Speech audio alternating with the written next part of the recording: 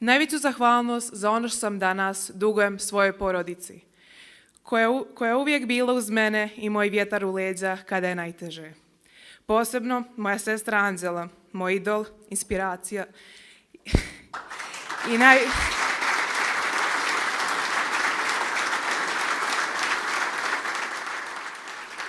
moj idol, inspiracija i najveći šampion kojeg znam.